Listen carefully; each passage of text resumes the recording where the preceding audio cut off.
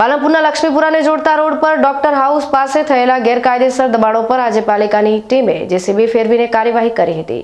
આ કાર્યવાહીમાં અંદાજે 20 જેટલા શ્રમજીવી પરિવારો બેઘર બન્યા છે। પાલનપુર નગરપાલિકાની ટીમે પોલીસ સાથે મળીને કાર્યવાહી હાથ ધરી હતી। પાલિકાના અધિકારીઓએ જણાવ્યું હતું કે આ દબાણો રોડના નિર્માણમાં અવરોધરૂપ હતા। અગાઉ પણ આ માર્ગ પરના દબાણો દૂર કરવામાં આવ્યા હતા, પરંતુ શ્રમજીવી પરિવારોએ ફરીથી ઝૂંપડા બનાવીને દબાણ કર્યું હતું।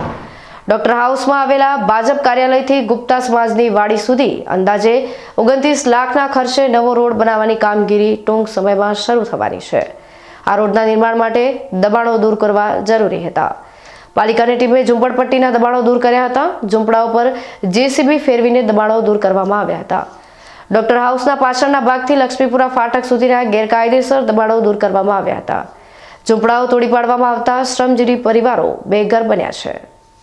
આ પરિવારોને રહેવા માટે અન્ય કોઈ વ્યવસ્થા કરવામાં આવી શકે નહીં તે અંગે કોઈ માહિતી પ્રાપ્ત થઈ નથી।